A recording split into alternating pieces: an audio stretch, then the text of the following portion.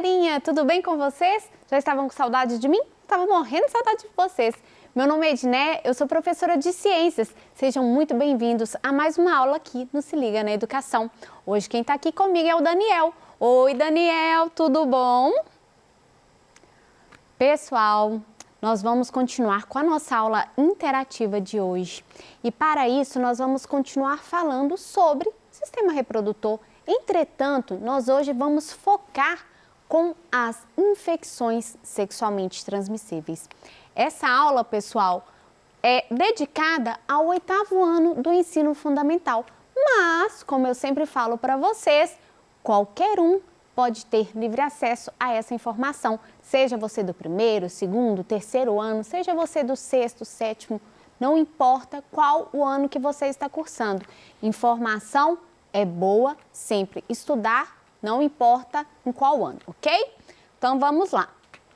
Nessa aula nós iremos trabalhar a seguinte habilidade: comparar o modo de ação e a eficácia dos diversos métodos contraceptivos e justificar a necessidade de compartilhar a responsabilidade na escolha e na utilização dos métodos mais adequados à prevenção da gravidez precoce, indesejada e também das infecções sexualmente transmissíveis. Dando ênfase aqui, então, nessa aula de hoje, nas infecções sexualmente transmissíveis. Se você não assistiu à nossa aula anterior, corre lá nos nossos meios de comunicação, assista a aula sobre reprodução, onde nós tiramos várias dúvidas sobre os métodos contraceptivos e também como acontece o desenvolvimento embrionário, quais são os órgãos que compõem o sistema reprodutor, dentre outras dúvidas. Bom, vamos então começar a nossa aula de hoje com o seguinte questionamento. Você tem curiosidade de saber como funciona o sistema reprodutor e os métodos anticoncepcionais mais seguros?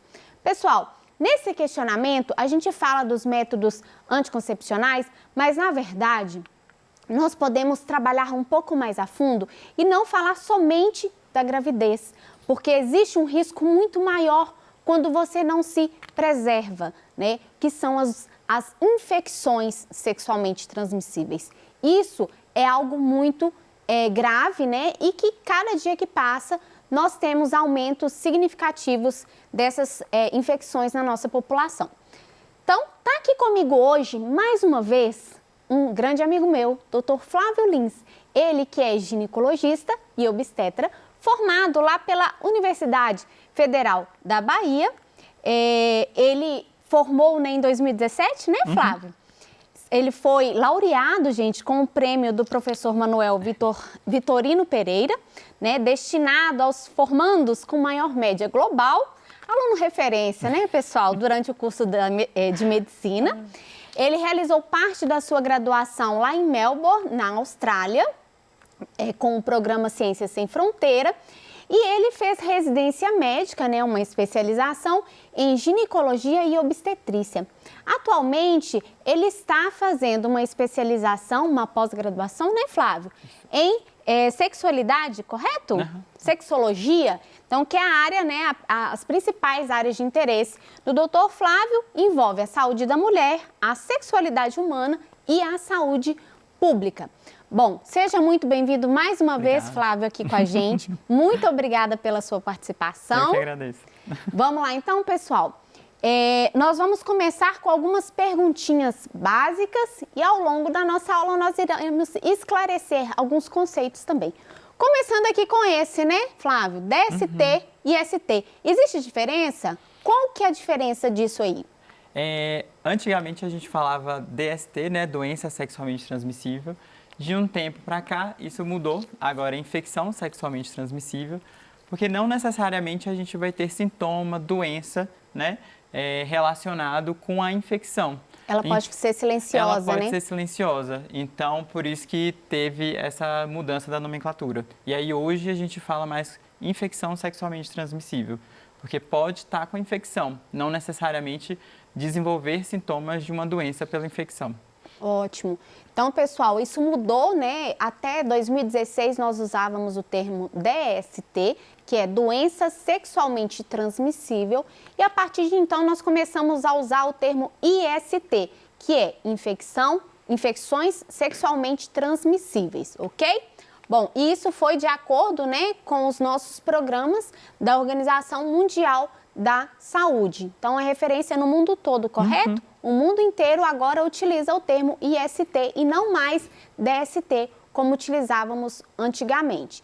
Como o Flávio muito bem disse, o termo doença, né, necessariamente você tem que ter algum sintoma. E tem várias infecções sexualmente transmissíveis que elas ficam lá quietinha, caladinha, escondidinha no seu organismo. Até mesmo o HIV, né, que é um dos mais graves, vai ficar lá escondidinho por um tempo sem causar nenhum sintoma no seu organismo. Você não vai perceber que está com a doença, com a infecção, perdão, com o vírus, com a bactéria, o que quer que seja o patógeno aí, mas tá o quê? Transmitindo.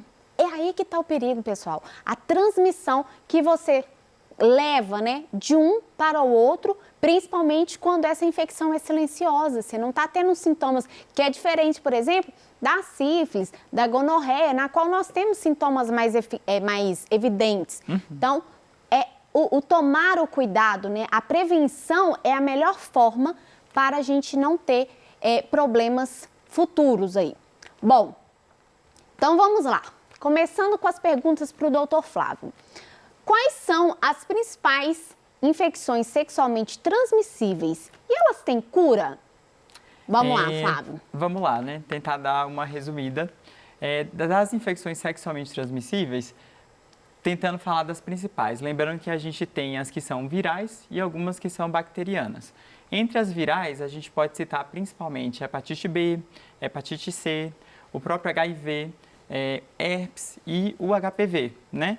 Que inclusive, tipo, são muito comuns, né? E aí, lembrando que algumas têm cura e outras têm controle, né? E outras têm prevenção. Lembrando disso, isso é muito importante também, principalmente em relação à hepatite B. A maioria de nós, hoje em dia, já somos vacinados para hepatite B e isso foi um grande ganho aí do nosso sistema de saúde. A importância da vacinação, exatamente, né? A gente está sempre enfatizando aqui a importância da vacinação e, mais uma vez, ela provando a sua eficácia. Isso. Hoje, a maioria das pessoas elas já são vacinadas para hepatite B. Fora elas, temos a hepatite C, que ela tem tratamento, é considerado que ela tem cura. Nem sempre a pessoa vai responder ao tratamento, mas existe um tratamento já hoje em dia. No caso das infecções por HPV, herpes, normalmente são infecções que... HPV também tem a vacina agora, né? HPV também tem a vacina, muito bem lembrado. Vacina meninas, né, e meninos entre 9 a 14 anos. Deixa eu fazer uma pergunta que agora eu fiquei curiosa sobre a vacina da HPV. Eu vejo muitas campanhas envolvendo adolescentes, né, com relação à vacina. Mas se caso eu quiser tomar a vacina para o HPV, eu posso? Como que funciona? Sim, pode tomar. O ideal é que ela seja tomada o mais cedo possível. Por isso que é aplicado no sistema de saúde nessa idade. Porque o ideal é que você não tenha tido contato com o vírus até no momento da vacinação. Porque uma vez que você já teve contato com o vírus, isso não vai impedir, a vacina não vai impedir, né, que você contrai esse vírus. Então, se você já teve contato, você teve o vírus. E como eu ia falar, o HPV ele não tem cura. Você até consegue tirar a lesão, às vezes o próprio corpo responde e debela a lesão e dá conta desse HPV. Mas ele pode ficar ali dormindo, digamos assim, e em algum momento de cair um pouco a imunidade, ele pode aparecer de novo, né? Então, por isso também a importância da vacinação, porque ela vai evitar que você contraia o vírus. Lembrando que a gente tem mais de 100 tipos de HPV e, na verdade, a vacina, ela protege contra 4 tipos. A gente tem a bivalente e a gente tem a quadrivalente aqui disponível no Brasil. Lá fora tem até com mais tipos, mas aqui a gente só tem essas duas. E todas as duas são disponíveis pelo Sistema Único de Saúde? O Sistema Único de Saúde dá a quadrivalente, que ela protege para os subtipos 8 e 11, que são responsáveis principalmente pelas verrugas anogenitais, e o 16 e o 18, que são responsáveis principalmente pelo câncer de colo de útero, que é o que... Grave. Grave, exatamente. E aí ela protege contra esses 4 subtipos principais, que são os mais comuns. Lembrando que tem muitos subtipos. Então, a vacina não necessariamente também vai impedir que você tenha alguma lesão por HPV, porque pode ser que você contraia algum outro subtipo, né? Então, mas ainda assim, muito importante. Fora a vacina para o HPV, a gente tem também o tratamento, como eu estava falando, para a hepatite C e a herpes. Uma vez que você tem a lesão, a gente também pode instituir um tratamento, mas é a mesma situação. A maioria dos vírus são assim, a gente não consegue curar, mas a gente consegue controlar a lesão. E normalmente a gente transmite quando tem a lesão ativa, né? Porque ali tem o vírus circulando, então quando tem esse contato da lesão com uma mucosa que a gente chama com alguma ferida, né? Alguma fissura, sim, aí diante desse contato aí a pessoa acaba contraindo o vírus, né? Ou a bactéria. Essa é uma das principais formas, né, de transmissão das ISTs. E aí, resumindo, né, umas têm controle e outras têm cura. Em relação às virais, além das virais, tem as bacterianas também, que aí a gente vai pensar na sífilis, gonorreia, donovanose, linfogranuloma venérea, tem uma listinha grande aí. Essas daí, a maioria tem cura. Lembrando que a gente está vivendo uma epidemia de sífilis. De sífilis. Por mais que a Importante gente lembrar isso. Exatamente.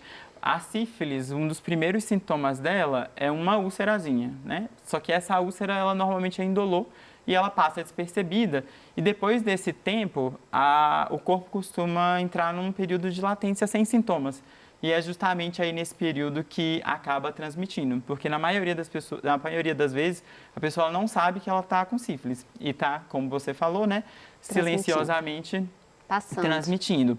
Além dessa transmissão, né, pessoa para pessoa através da relação sexual, a gente precisa lembrar também da transmissão vertical, que seria da mãe, né, a gestante, para o bebê. E aí, por isso que a gente faz um rastreio rigoroso para as infecções sexualmente transmissíveis na gravidez, para evitar essa transmissão vertical. E salientando também, acho que é importante a gente falar do HIV, que também é uma IST viral, que não tem cura, mas hoje em dia a gente já consegue um controle muito bom com as medicações que a gente tem. Já tem até estudos em andamento para uma vacina para HIV, né? Isso ainda está em estudo, está em andamento. Talvez não seja em tão pouco tempo que a gente tenha uma resposta, mas está caminhando. E hoje em dia a gente já consegue uma qualidade de vida e de longevidade mesmo para esses pacientes muito grande. Então, enfim, estamos caminhando bem. Que bom. O importante é ter a consciência e continuar se prevenindo, né, gente? Porque... Lembrando que a melhor prevenção seria não ter relação, mas que isso não é uma coisa considerável, né? Lembrando que a sexualidade, ela faz parte da força vital dos seres humanos, é inerente a todo mundo, né? Então, essa não é uma opção viável, né? E o mais importante é a gente ter consciência, né, do que existe, de como que a gente pode prevenir e com essa consciência e informação, ter cada vez relações mais prazerosas e com cuidado e sem botar a vida, né, dos outros em risco. Exatamente. Como sempre, né, quando você tem um estudo, quando você conhece, você tem um domínio sobre aquilo ali. Então, você sabe aonde você está pisando, onde você está lidando, ok? Vamos para a nossa próxima pergunta aqui. Quais são as principais formas de contração, né, de se contrair uma IST? Dá para pegar no beijo, doutor Flávio? Isso é uma pergunta, eu recebo demais essa pergunta dos meus estudantes. IST dá para pegar no beijo? Ou sexualmente transmissível está automaticamente ligado com o sistema reprodutor masculino e feminino, né? Pênis e vagina. Dá ou não dá? Vamos lá. Acho que a gente já falou um pouco das formas de transmissão, que seria a transmissão vertical, né, da mãe para o bebezinho. A gente falou um pouco também da transmissão em relação ao contato das mucosas, né, que se daria pela penetração, sexo oral, todos esses têm risco. Lembrando que sexo oral tem risco também de transmissão, uma vez que a secreção, ela pode estar com o vírus ou a bactéria e se tiver alguma lesão, apesar desse risco ser muito diminuído, ele existe, ele não é nulo, né, apesar de ser menor. E em relação ao beijo, eu acho que isso apareceu muito, principalmente, não sei, né? Mas eu tenho essa sensação por causa do HIV, né? Todo mundo tinha muito esse medo de contrair HIV pelo beijo. Hoje já se sabe que o HIV não se transmite pelo beijo, mas sim existem ISTs que a gente pode transmitir, né? E contrair pelo beijo. principalmente se tiver lesão ativa. E aí as principais seriam da herpes e da sífilis, que são duas ISTs que dão muita lesão, né, em região da boca. Da mucosa, então, se você dá mucosa da boca, então no lábio, né, principalmente o herpes. Então, se você tem uma lesão ativa e você beija uma pessoa e essa pessoa tem também alguma feridinha, uma fissura, que muitas vezes não é visível, existe essa chance de contração, né, de contrair a DST, a IST, desculpa. Ótimo. Esclarecido aí, pessoal. Então, dá sim, algumas ISTs se pode ser transmitida pelo beijo, outras não. Vai depender de qual é. Vamos para a terceira pergunta. Quais os principais sintomas? É difícil até a gente falar assim, porque vai depender muito de cada IST, né? Exatamente. Esses sintomas podem ser dos mais variáveis. Por exemplo, uma infecção inicial por uma hepatite ou então pelo HIV, às vezes pode vir como uma síndrome gripal, né? Até mesmo um mal-estar, uma prostração do corpo, às vezes alguns sintomas gripais. Além disso, né? Quando a gente vai para a região genital, o que a gente pode ter principalmente são as úlceras, né? Feridas mesmo, às vezes indolores, às vezes dolorosas. Esses são sintomas que ajudam a gente a identificar qual que é cada uma, né? Na maioria das vezes a gente vai fazer esse diagnóstico clínico, mas também pode lançar mão de exames laboratoriais também, que vão ajudar muito e são necessários também, muitas vezes a gente precisa deles mesmo. E aí, desses sintomas, além dessas feridas, tem também corrimento, né?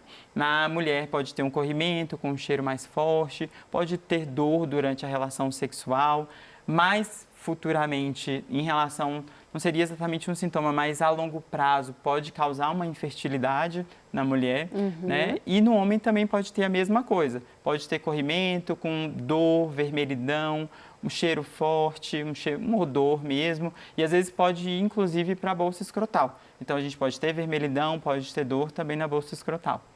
Bom, então, existem sinais, né? O seu corpo, ele vai emitir esses sinais, na maioria delas, né, dessas infecções, se ela não estiver adormecida. E uma curiosidade que às vezes os meninos me perguntam é com relação ao HIV, se ele tem alguns sintomas. Eu não sei se eu estou correta, mas que eu me lembre, né? Logo de início, quando você tem contato com o vírus, você pode apresentar sintomas parecidos com sintomas gripais, Isso, correto? Exatamente. E aí depois você não vai sentir mais nada e muitas vezes vai ficar com aquilo latente, né? Dormindo no seu organismo por muitos anos sem você ao menos suspeitar que tem o vírus no corpo. Então, tomem cuidado, a prevenção é o melhor remédio aqui nesse caso, quando a gente está falando sobre as ISTs. No caso do HIV, né, os sintomas eles aparecem muito pela imunodeficiência. O que é isso? O sistema imune ele cai, então você fica suscetível a adquirir outras doenças que normalmente o seu sistema imune combateria sem problema algum, né? Então, vão ser mais sintomas relacionados a outras doenças. E aí podem vir sintomas respiratórios, né? Enfim, uma gama de sintomas. Acho que a gente já até começou a responder a nossa pergunta aqui, qual é a melhor forma de prevenção das ISTs, né? Como a gente tinha falado, aquela questão de melhor forma ficar sem relação, mas isso não é, né, viável. E hoje o que a gente tem de melhor mesmo é a camisinha, né? E que a gente trabalha muito com a dupla proteção, principalmente para os adolescentes, né, que é o uso da camisinha, ele que vai proteger a camisinha que vai proteger contra as infecções sexualmente transmissíveis. E contra a gravidez precoce contra a indesejada, gravidez precoce né? também, né, junto com um anticoncepcional, né? E aí isso tem que ser estudado de acordo com cada um, o que cada um vai preferir, enfim, mas a camisinha é a única forma de proteger contra as ISTs. Né? Então, isso aí é uma mensagem mais do que importante. Lembrando que existem alguns mitos em relação à camisinha, né? De que pode dar impotência, de que tira a sensibilidade, e aí muitas vezes as pessoas não querem usar, ou então sentem que o ficar sem a camisinha pode ser trazer algum tipo de intimidade para o casal, etc. Um dos maiores erros, né? Não cometam esse erro. E, enfim, eu acho que é isso. Bom, então, pessoal, foi dado o recado, né? A prevenção é usar camisinha, tanto para ISTs quanto para a gravidez indesejada. Bom, pessoal, nós temos, né, várias dúvidas. Eu sei que vocês têm várias dúvidas com relação a esse tema, mas são muitas, né, essas dúvidas e às vezes o nosso tempo não é tão longo para a gente conseguir esclarecer todas elas aqui. Mas nós deixamos para vocês as nossas referências. Caso vocês tenham, né, mais dúvidas e curiosidades sobre esse tema, vocês podem também contactar o Dr. Flávio ou a mim, né, no Tira Dúvidas toda quinta-feira, Se Liga no Tira Dúvidas aqui na Rede Minas. Então, nós deixamos para vocês o nosso recado, né? Use preservativo. Você está preservando não só a sua vida, né, doutor Flávio, mas como também Sim. a vida do próximo. Não existe método mais eficaz de prevenção do que o uso da camisinha, do preservativo, além, é claro, do uso do anticoncepcional, né, para prevenir a gravidez indesejada. Bom, pessoal, ficamos por aqui então. Agradeço imensamente a sua participação.